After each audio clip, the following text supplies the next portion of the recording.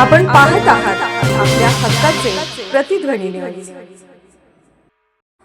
सांगली जिल्हा परिषदेत भाजपाच्या गटनेतेपदी आशिष जयवंत जाधव यांच्या नावाची अधिकृत घोषणा सम्राटबाबा महाडिक यांनी केली। त्यांच्या नावाला सर्व सदस्यांनी एकमताने संमती दिल्याने निवड प्रक्रिया उत्साहपूर्ण वातावरणात पार पडली।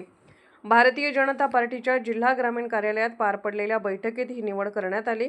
भोसे जिल्हा परिषद गटाचे तालुका मिरज नवनिर्वाचित सदस्य असलेल्या जाधव यांच्यावर गटनेते पदाची जबाबदारी सोपवण्यात आली। या निवडी प्रसंगी माजी मंत्री व आमदार सुरेश खाडे, जतचे आमदार गोपीचंद पडळकर, शिराळ्याचे आमदार सत्यजित देशमुख तसेच जिल्हा सरचिटणीस विलास काळेबाग यांची प्रमुख उपस्थिती होती।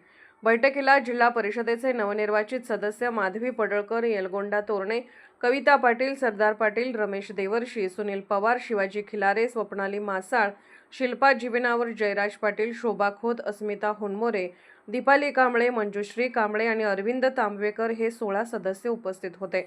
नवनियुक्त गटनेते आशिष जाधव यांच्या मार्गदर्शनाखाली ग्रामीण भागातील विकास प्रश्न जिल्हा परिषदेत प्रभावीपणे मांडण्याचा संकल्प यावेळी करण्यात आला। त्यांच्या निवडीचे सर्व सदस्यांनी अभिनंदन केले।